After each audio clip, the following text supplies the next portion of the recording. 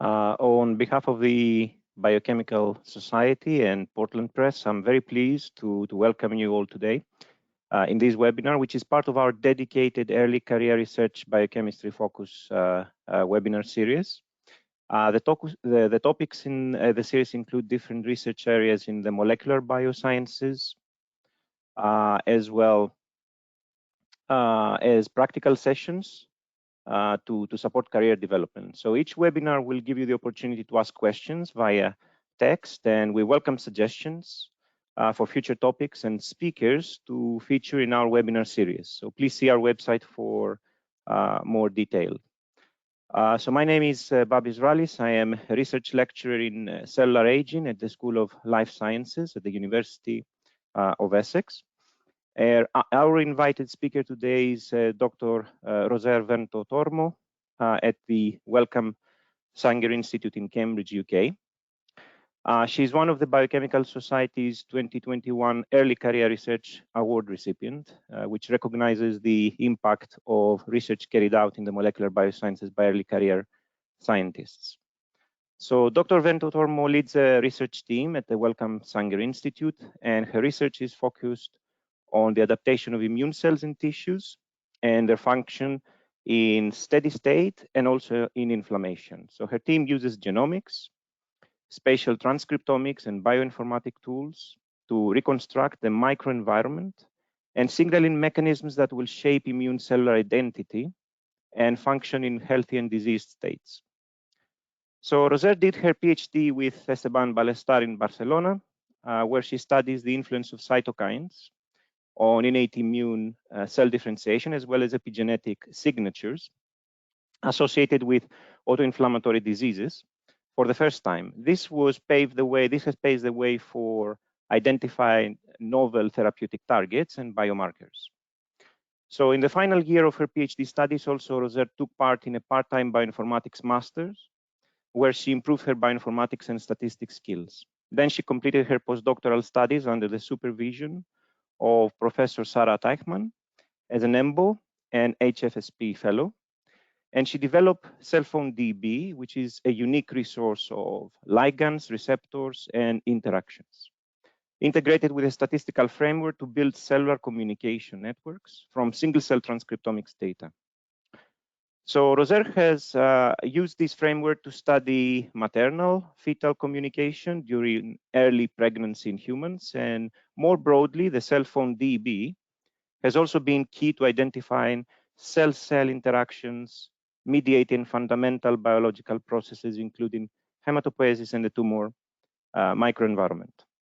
So today, Roser will be presenting her award-winning work with a lecture titled Mapping Human Tissues in Vivo and in Vitro. I just want to mention that questions will be asked after Roser's presentation, but you can send in your questions during the talk. If you have a question, please type it in the question box as shown in the image on the screen, and we will try to answer as many as time allows. So I just want to hand over to Roser and listen to your talk. Thank you very much. Thank you very much for the introduction. I am honored to receive this prize, and I would like to thank you so much for this recognition. So our lab has an interest on how the cellular microenvironment and signals shapes the cell fate during development and regeneration. So as you know, cells are not isolated entities. Instead, they establish contact with each other and forms these neighborhoods that will influence their identity. And here, for example, we can see the gradient of germ cells occurring in the ovarian cortex as it's differentiating. So what we seek to decode is the cellular communication that is happening on this environment, and what is the impact of this for the regulatory programs that are active in a cell. So how we perceive and define cell states is largely influenced by the technologies that are available at the moment. So hundreds years ago, we relied on simple observational studies that made us define the cells with simple qualitative measures, such as their morphology or biophysical properties. So then, more recently, with the advent of molecular biology, we started to define the cells in a more quantitative measurements, such as expression of specific markers, as looked, for example, using flow cytometry or immunofluorescence. And only in the present, this emerging of the single-cell genomics means that we rely on thousands of markers to define the identity of the cells, and this really gives us a more perspective of the function and ontogeny of the cell. So single-cell genomics is a relatively new technology. It appeared for the first time in 2009 here in Cambridge, in laboratory of Azim Zourani.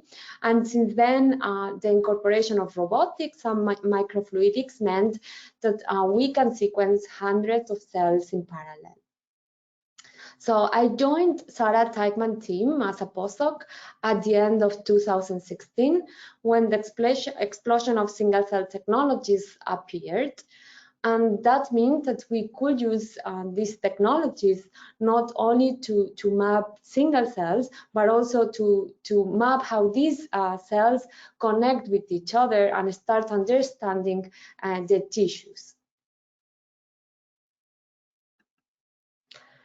So what single cell technologies are allowing us is to have a system biology view of the tissue, as we will see in this ecosystem. So from here, each cell will be like an animal here, and from those pictures we can start establishing relationships on how cells are communicating with each other and what is the ontogeny and relationship between each of the elements of this ecosystem. And with this system biology point of view in mind, we utilize single-cell technologies to understand the maternal-fetal interface in humans during early pregnancy. From the immunology point of view, this is a quite unique environment, because what happens here is that we have this placenta, which has an extra-embryonic tissue, so it's fetal, and these trophoblasts invade the maternal decidua or uterus that obviously is maternal. So here we have a lot of immune cells, and in particular these uterine NK cells, that instead of rejecting these fetal cells, it will happen with transplants, here they coexist peacefully. So the insights of our study was that we could recapitulate the identity of different cell types and discover new cell types, such as, for example, these three novel cell type of uterine NK cells. And we could understand how these NK cells communicate with the fetal trophoblast cells. And what we could see is that they do express a lot of immunoregulatory molecules that allows them to establish contact with the fetal cells without creating any inflammation, as it will happen, for example, in tumors.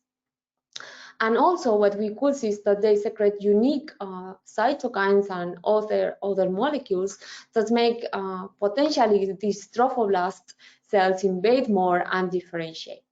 And this really gives us a unique perspective on how maternal and fetal cells communicate in this environment, and how this invasion of the trophoblast may be affected by the immune cells. And that is important because the invasion of the trophoblast is crucial for pregnancy success. So this holistic view of the maternal-fetal interface was an important case to show how useful these single-cell maps are to understand the development of the tissues. And actually, with the advent of special transcriptomics, which are giving us especially resolved transcriptomes, and these allow us to give coordinates to the cell states identified, we can start reconstructing these dense maps of human development. And those maps of human development are our starting point to decode the signals that mediate the formation of the tissues. So to extract useful information from those dense maps, we utilize and develop computational tools. And our team has an interest on computational tools that are related to study cell-cell communication. So during my postdoc, I developed CellPhoneDB, which is this computational and statistical framework to extract relevant interactions between two cell types from a single cell data set. So we provide a friendly user interface and also a detailed code, which meant that a lot of people could use it in different environments. So my team has continued building on this tool, and we have, for example, now started to integrate with the spatial data that allow us to have better predictions. So to go from these static maps of development to a more dynamic view, we have a lot of interest on the use of in vitro models and organoid systems. So the fact that we can use single cell profiling in both in vivo and in vitro is for us a huge opportunity, because that means that each of the systems can benefit from each other. And for example, the way that the in vitro can benefit from the in vivo is that we can use this in vivo data to better improve these organoids models. And on the other hand, the in vivo data can benefit from the in vitro, because it's a way to perturb the system and give go more into the mechanistics inside.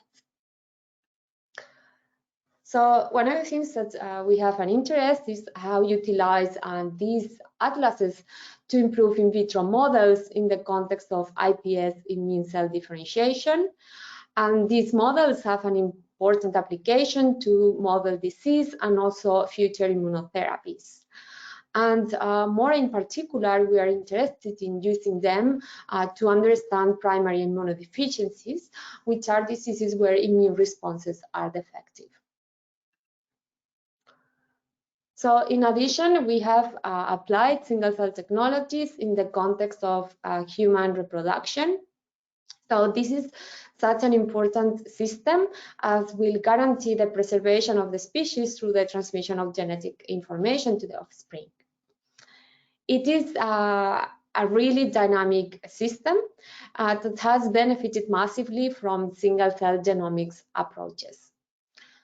So studying this system has an important impact on disease associated to reproductive tissues, which only women affect 1/3 of the population. So for today's presentation, I am going to focus in our work mapping the human endometrium, both in vivo and in vitro, and also in the single-cell technologies applied to study gonadal development in humans.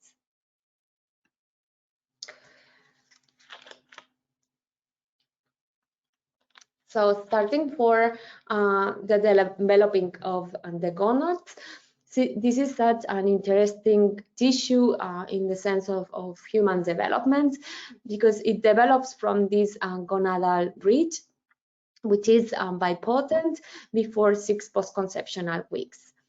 Once primordial germ cells, PGCs, which are the precursors of the gametes, arrive to the gonad, then sex specification starts in the somatic lineage. So by default, we have Wnt signaling, which triggers the development of the ovary. But in the presence of SRY, in the Y chromosome, this triggers SOX9, and this triggers the development of the testis. So that means that two organs develop in parallel. So in the case of the testes, the supporting cells will be the Sertoli cells, and this is where sex specification starts. And in the female, we have the pregranulosa cells. So in parallel, the specification of the germ cells will occur as well. So the PGCs will enter mitosis and will be stopped in mitosis, and in the case of the males. But in the case of the females, there is this transition from mitosis to meiosis and the formation of the oocyte. And what that means is that in females, in the ovaries, we are born with a specific number of gametes, and there will be no more, there won't be an increase of these gametes across the lifespan. So this process has to be well controlled, and also in the when we have the oocytes, then the granulosa cells, well, these pregranulosa cells surround the oocyte, forming a follicle, and there is a bidirectionality of communication between the oocytes and the granulosa. And this again needs to be quite coordinated, and just to mention that the majority of germ cells will die and only a few of them will survive, and this will be the finite pool of oocytes. So why it's important to study the development of the gonads is because there are a lot of gonadal conditions that are associated with this. And just to mention differences in sex development, which affect up to 2% of the populations, but also some tumors, such as germ cell tumors, and also problems with folliculogenesis, such as polycystic ovarian syndrome or infertility, which affect 1/3 of the couples. And one of the things that we are quite excited is to utilize these maps in developing in vitro models of germ cell differentiation. And for this, we need also to understand how much what we know from mouse can be translated into humans. So there are multiple knowledge gaps in this process, which we aim to address using single-cell genomics. One is about the cellular composition of the somatic lineage.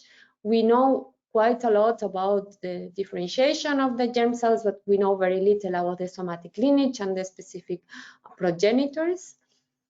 Then we also want to study this regulation and communication between the somatic lineage and the germ cells, and this is quite dynamic in time and space. And then we also know very little about the immune cells present in this context.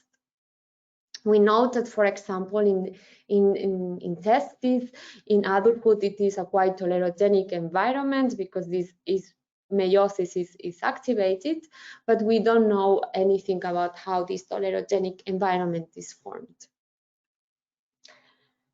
So to address this question, we decided to perform a single-cell genomics atlas covering both first and second trimester of development, and that means that we we really focus on both the sex determination, but also the differentiation of the distinct somatic cells and germ cells, including this transition from mitosis to meiosis and the start of the formation of the follicle. In addition, we also focus on mouse data. We sequence them around the time of sex determination because we want to understand to what extent the regulatory programs of mouse and humans are the same. So we perform single-cell RNA-seq, tag-seq, and also spatial data that allow us to give coordinates to the cell states identified. So after sequencing all of this data, and here we include not only the gonads but also the mesonephros, which is an adjacent tissue that develops in parallel to the gonads.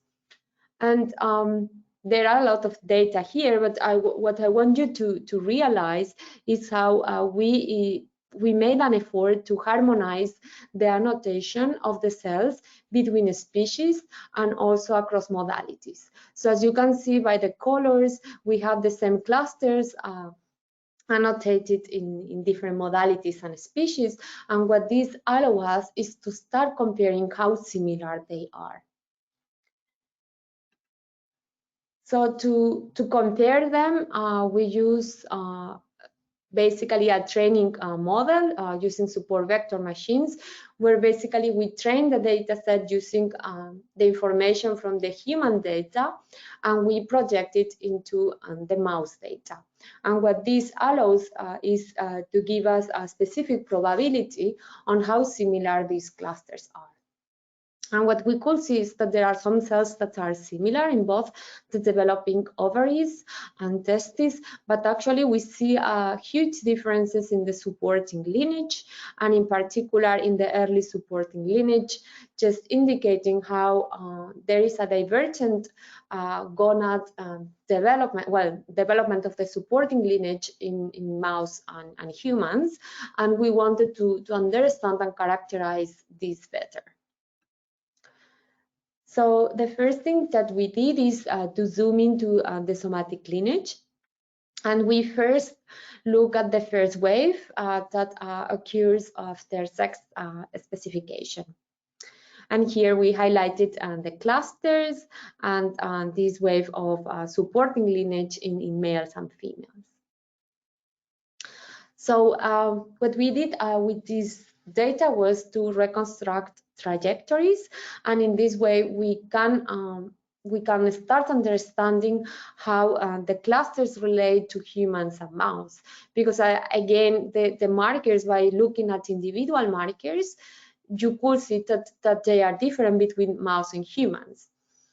So by looking at the dynamics of the cells, and also when they appear, we could see that there is this new population that is a bipotent supporting progenitor that comes from really the progenitors of the old somatic cells, the coelomic epithelium, and is the population that will give rise to the somatic cells in males and express this SRY, and also to the supporting the granulosa cells in female.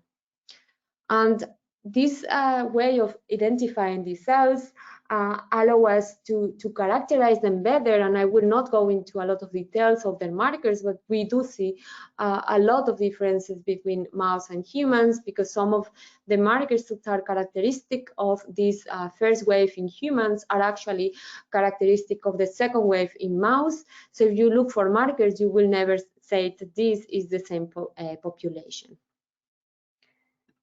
So in addition to this population, we also identify these other supporting cells, which here I am just representing in brown. So it is a population that appears during early development, and then it disappears in females, at least in humans, and it gets maintained in males. And it expresses PAX8, which is typically expressed in the epithelial, but actually we see it here in the supporting cells, and express also markers for other supporting cells. So they can be in previous studies they were masked and probably annotated as other supporting cells. And what we could see is that by looking at these especially resolved vision data, is that it clusters in the location of the ileum, and I will go into more detail here. So we use a high-resolution microscopy to dig more into this population, and in early development, around 7 to 8 post-conceptional weeks, we see it in both male and females. Here at the interface between, this is the forming gonad and the adjacent mesonephron. And actually by the profile of the secretory molecules they express, they really seems to be regulating what is coming or coming, like entering or this gonad. So it really has a morphogen expression that is characteristic. So what we see is that then in females it kind of disappears, but actually in males in later stages we could identify them in the poles of the developing seminiferous tubules. So here is where the red testes are formed, and the red testes are these tubules that will really control what comes in and out of the seminiferous tubules. And what we think this population is doing is controlling how these red testes are formed.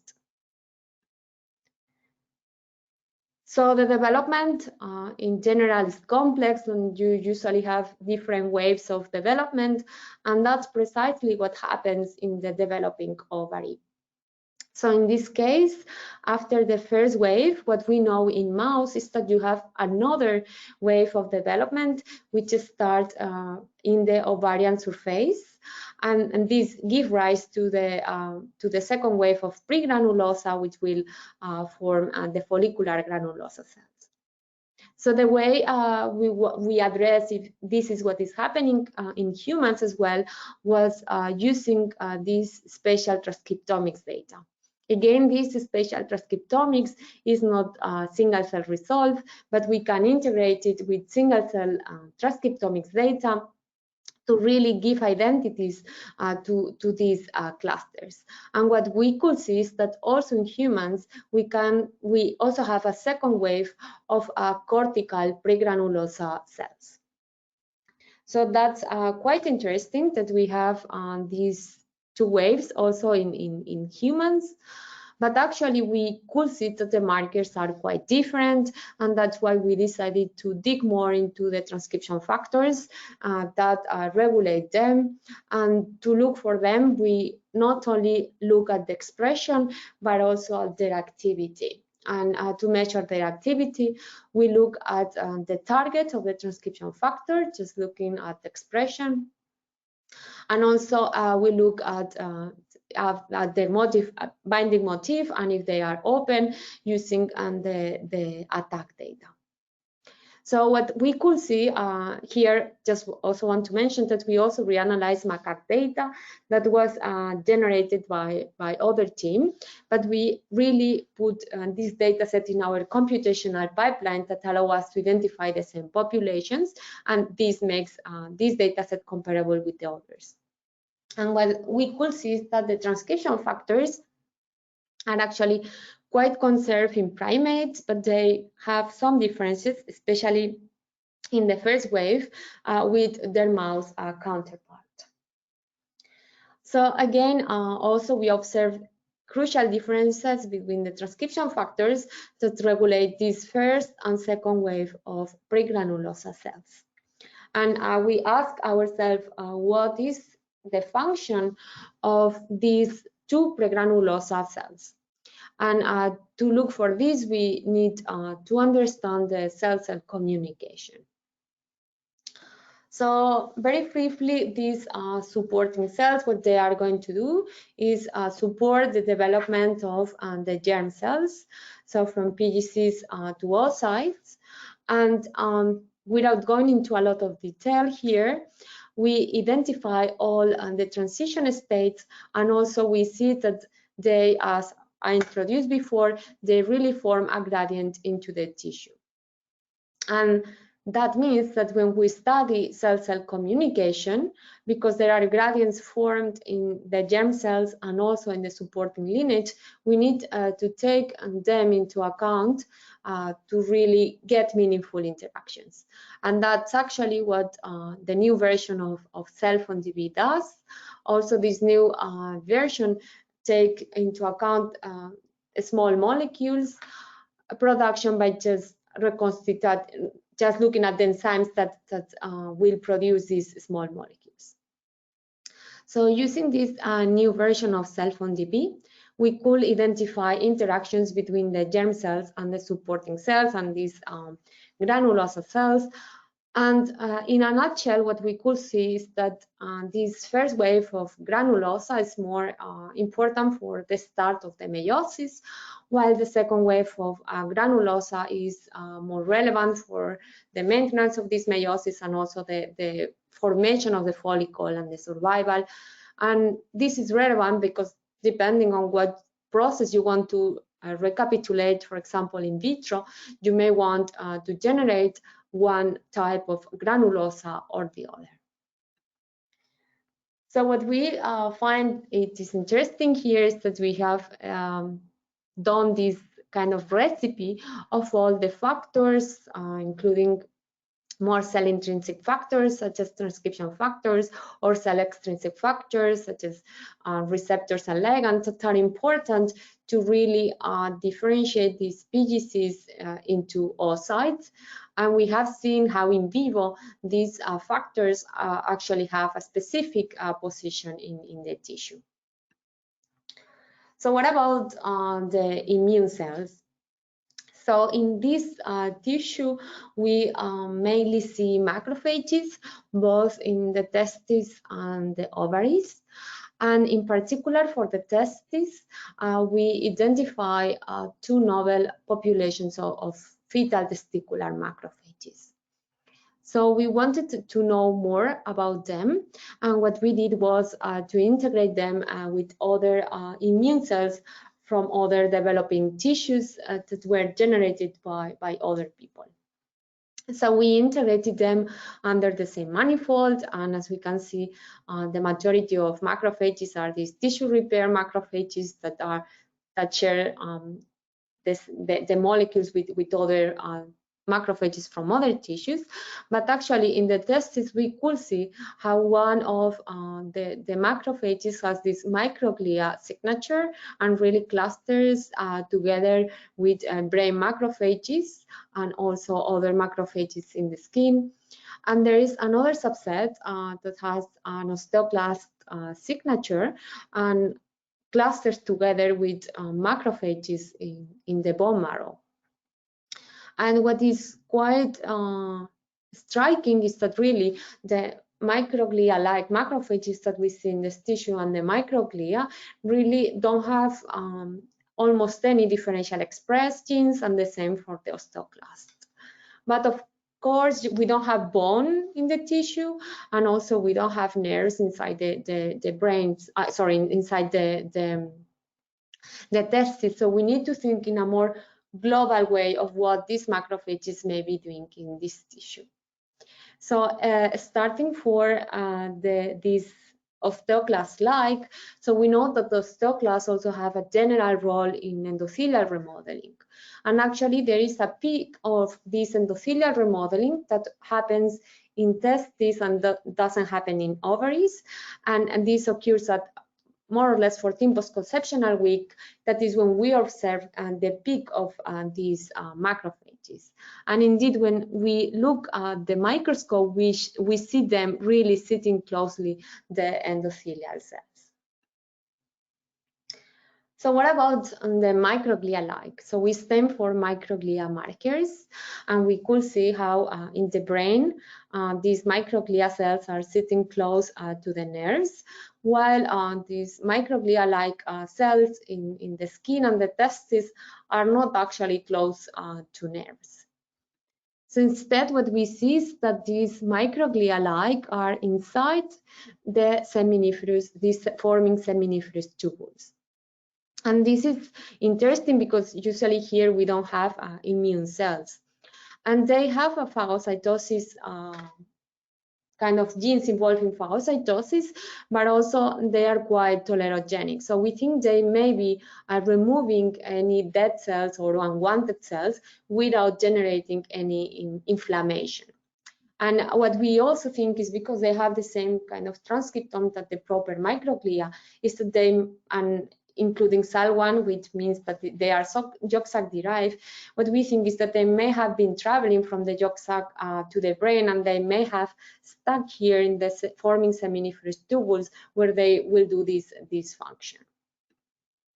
So altogether, we have these three types of macrophages in the testes. The common one, which are the tissue repair ones, while the ones that are microglia-like inside the seminiferous tubules, and the ones that are osteoclast-like that seems to be involved in endothelial remodeling.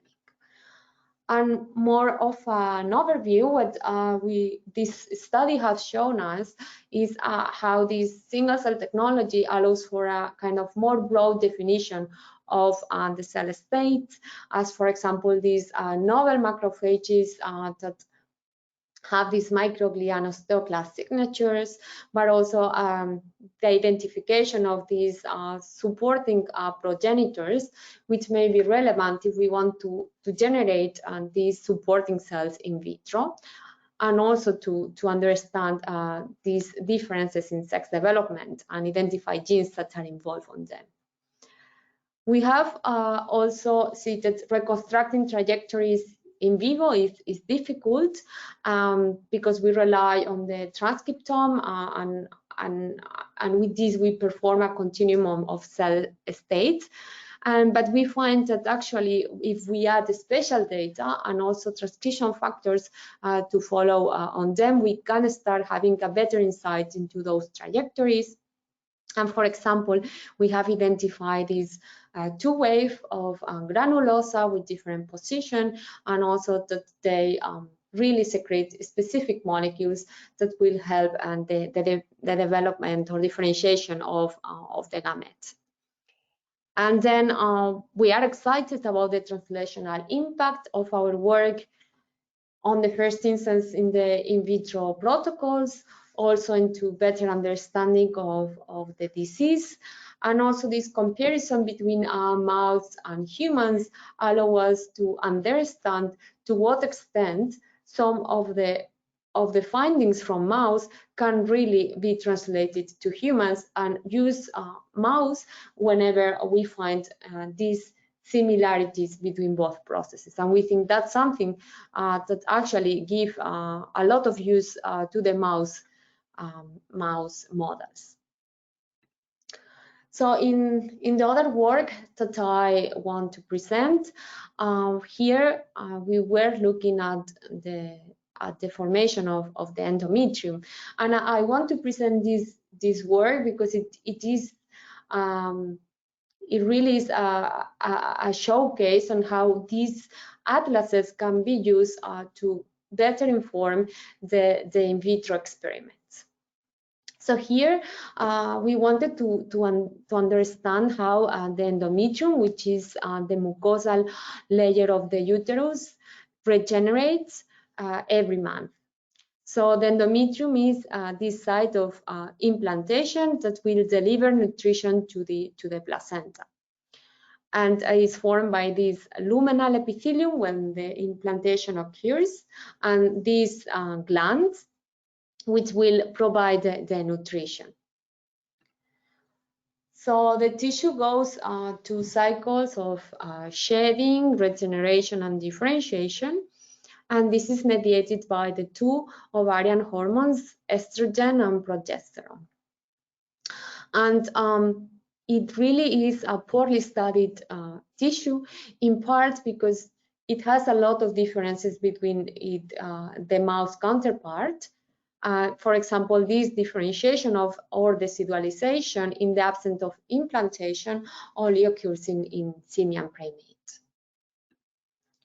So the way we address this question of how heterogeneous this tissue is and what molecular pathways are really triggering the differentiation of the uterus was doing single cell and spatial omics.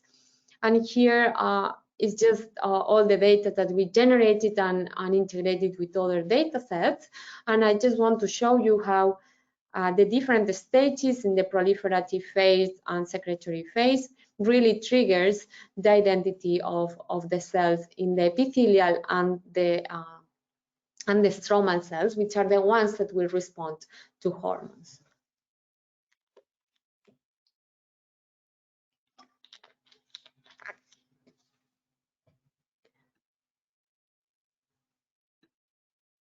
So we identify novel populations of epithelial cells. And the first thing that we did to understand them was to locate them into the tissues.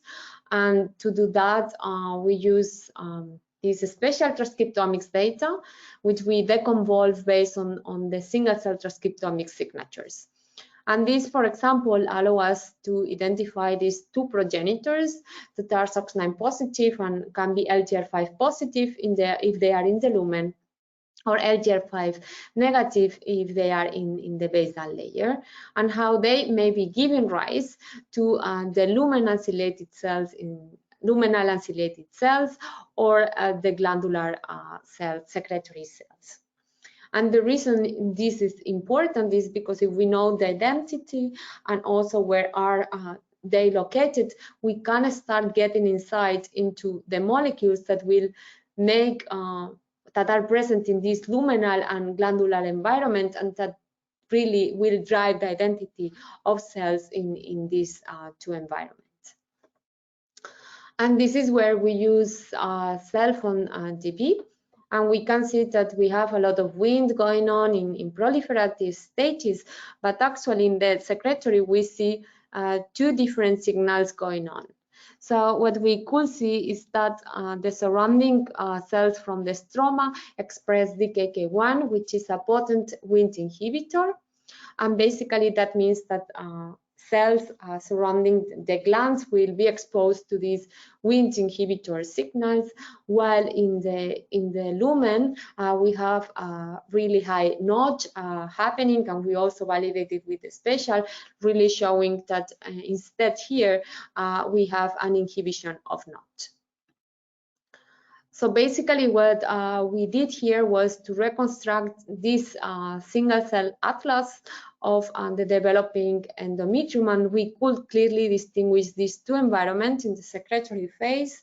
That is that in the lumen we have a higher Wnt, and this inhibition of notch is promoted by the surrounding epithelial cells, while in the glands we have a higher notch and downregulation of Wnt, and this downregulation of Wnt is promoted by the surrounding stromal cells. And to better understand how these two signals really can modify the composition of the cell fate in both scenarios, we use organoids model, and this was in collaboration with Margarita Turco in Cambridge University. So here we use 3D organoid models that recapitulate this endometrial differentiation, and what is really interesting about these organoids is that we can stimulate with estrogen and progesterone, recapitulating these two phases, proliferative and secretory cells. And we did single cell genomics on them, on multiple individuals, and we could annotate based on markers the different populations. But the beauty of the single cell atlas is that we can use this in vivo reference to better annotate these in vitro organoids. And again, we did this exercise of training a model, in this case a logistic regression model, in vivo data, and we project it into the in vitro data. And what we could see is that the ciliated differentiation occurred quite efficient, while the secretory, it was a bit less efficient. But what it was really interesting is that when we compare the transcription factors in both lineages, we could see that they were preserved. So we have, again, this balance between Wnt and notch occurring and mediating the identity. But of course, the organoids can be perturbed. So what we next did was to recapitulate the environment in the lumen and the glands and see how these affect the identity of the cells. And to do that, we use small molecules. So in addition of the hormones, we added inhibitors of notch, really recapitulating what is happening in the lumen, or inhibitors of Wnt, recapitulating what happens in the gland. And what we could see is that if we add not inhibitors, then we have a lot of ciliated cells and very few secretory cells, and the opposite occurs when we add with Wnt inhibitors. So that's visually what we could see, but the potential of the single cell genomics is that we can start quantifying this signal. And effectively, we could quantify a change on the efficiency, as we can see visually, but also we can look for the accuracy. That means that we could, what we could see is that in the presence of Wnt, not only you have more secretory cells, but also the secretory cells are expressing more secretory molecules. And even more interestingly, we can start dissociating the effects between the hormones and the specific Wnt and not pathways. So with all of this, we can recreate this development of the endometrium and really show how these two environments with different Wnt and not signal have an impact on the cell identity, not only like this balance the efficiency of the lineage, but also the accuracy of them. And with all of this, I will just want to acknowledge of all my team. Really, this award recognize all their hard work. So in particular for the gonads, I would like to thank Luz Garcia Alonso and Valentina Lorenzi, both of them working on the computational side of the analysis. Also Cecilia Icoresi Maceo, all the nice, lovely images you have seen in this presentation are from her. And Carmen Sanchez Serra, who really spent a lot of nights processing the tissue. They all have been really a dream team leading the work. And then on the endometrium, it was again Luz Garcia Alonso together with Louis Francois leading the work. So this work of the endometrium was in collaboration with Sarah Teichmann and Omer Bayraktar at the Sanger Institute, and Margherita Turco in Cambridge University. And the work for the gonads was in collaboration with Asim Surani and Joao Alves Lopez from the Gordon Institute. And yeah, thank you so much. And really, finally, I would like to thank and acknowledge my three nominators for this prize, Sarah Teichmann, Ashley Moffett, and Jerry Graham. I feel lucky to be surrounded by generous and inspiring people who have been able to guide me through the process of starting a new lab. Thank you so much. Fantastic. Fantastic, Roser. Amazing talk. Thank you so much for this. So as I mentioned earlier, Dr. Roser Vento-Tormo is the recipient of the Biochemical Society's 2021 Early Career Research Award, which is given annually to early career researchers, someone who have no more than 6 years postdoctoral research experience to recognize the impact of the research carried out in the molecular biosciences. So many congratulations on the award. We would have loved presenting the award to you in person, but this will be sent to you via post now.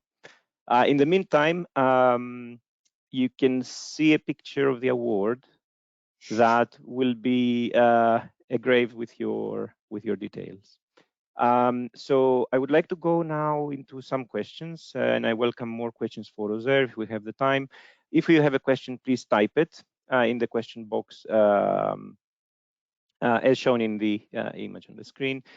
And just to start, because we have a few questions, I have a few questions of my own, but let's start with the questions from the audience. So we have first Luminita Rujem, and she asks a quick question on the CellPhoneDB resource.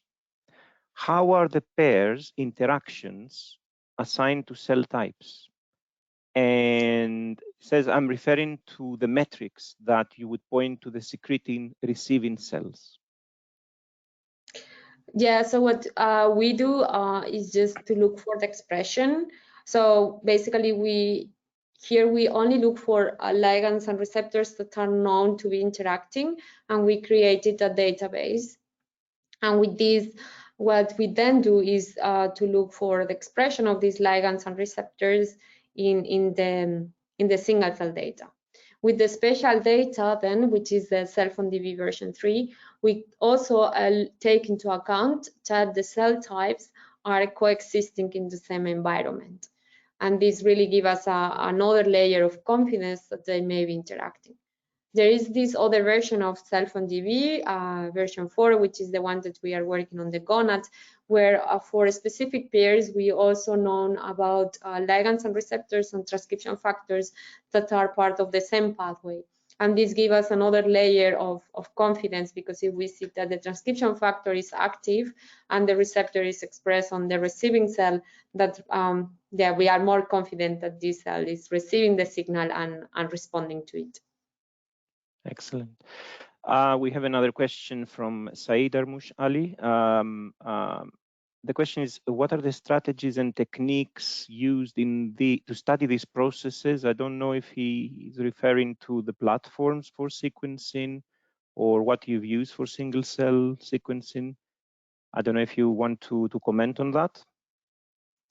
Sorry, I am afraid I didn't understand the question, sorry. Yeah, the question is probably more general, and he's asking about what are the strategies and techniques. So it's a more from practical point of view question to study these processes. So probably referring to specific platforms of sequencing or approaches for single cell sequencing. If you want to elaborate, I don't know.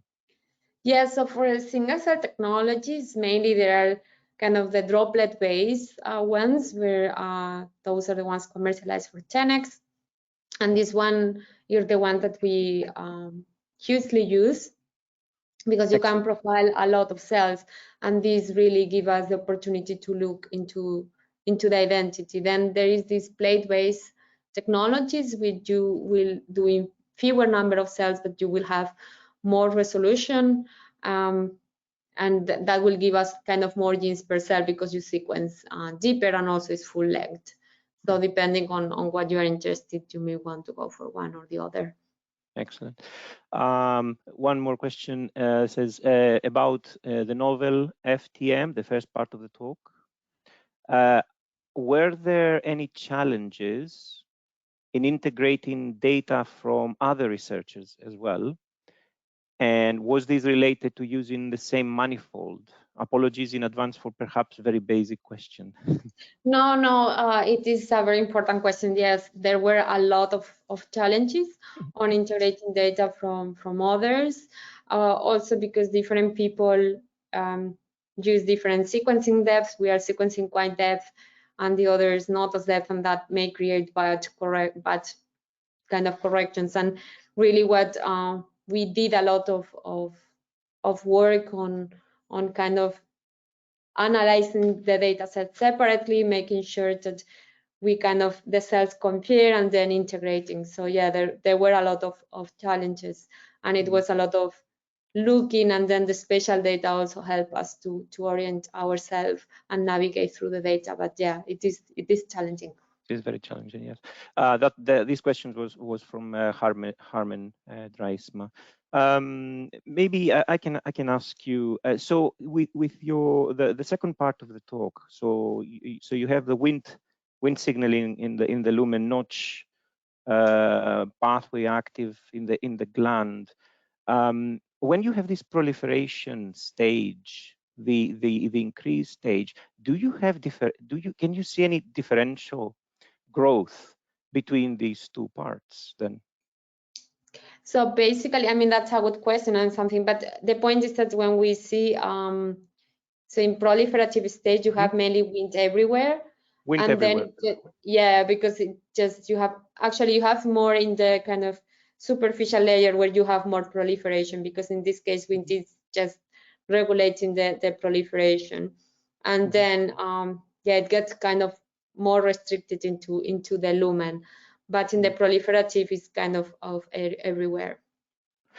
Okay, excellent. And for your different type of wind, like different, we will need further study, because there were like, I mean, wind is there are a lot of molecules regulating, and there were different ones that we will need to explore further on how these really mediate either the transition of more proliferation or just mediating the signal towards ciliated. I also think is the fact that you have the hormones and they are interacting with the Wnt pathway, and that either gives proliferation or a specification into a cell state. Okay, excellent. And for the first part of the talk, it seems GATA4 is quite central in the whole system. Have you followed up a little bit in there to see any function of GATA4 targets, specific targets of GATA4?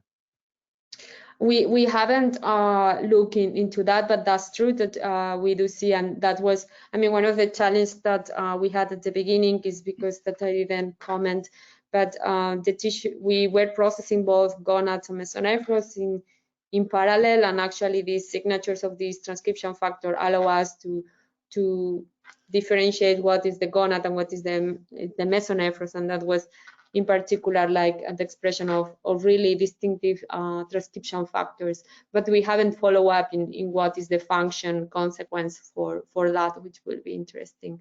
I mean, the problem of functional validation is that currently there are no models for this. That's why I think the first step for us will be to utilize these atlases to really start doing these in vitro models that then we can utilize for validations. Excellent. No, fascinating work. I think I have more questions, but I think I should stop. So just to I think we should start wrapping up this session. And again, I have to thank you for this amazing talk, and many congratulations for the award. I'd like to thank everyone for your attendance, and we can continue obviously the conversation online. You can follow the Biochemical Society and publishing on Twitter. So each year, the Biochemical Society makes a series of prestigious awards that recognize excellence and achievement in both specific and general fields of science. In 2023, the Biochemical Society will recognize established researchers as well as scientists in the early stages of their career. So our 2023 award nominations are open until the 31st of January 2022, and nominations can be made by and for both members and non-members of the society. So do please visit our website if you'd like to know more details about the awards. We welcome suggestions for future topics and speakers to feature in this Biochemistry Focus webinar series. If you have any idea for a webinar in 2022, we invite you to submit a proposal for an upcoming webinar. And if you have missed any of the 40 webinars that we have run as part of this series, or you would like to watch them again, please visit our website or YouTube channel. So the details will be shown in the screen. So the recording from today's webinar will also be available to watch within the next couple of weeks. And also you can find more information about the webinars, and you can propose your webinar and watch previous recordings, okay, on the biochemistry.org webinars. So do join us for the next webinar in the series entitled Non-Pharmaceutical Industry Careers for Molecular Bioscientists on Thursday, 15th of December at 3. And during this session, we will hear from 3 panelists working in different non-pharmaceutical industry sectors in a varied roles and with different career paths and experiences, who will present more specific career options. Finally, I would like to highlight that it's more important than ever to stay connected, engage with your fellow molecular bioscientists. It's an exciting time to join the Biochemical Society's community of researchers and specialists. Take advantage of key benefits, including exclusive access to a wide range of grants, bursaries, online access to the journals, and more. So do visit the website and find out more. So here I would like to thank Roser Vento-Tormo again. Congratulations on the award, and thank you all, and goodbye.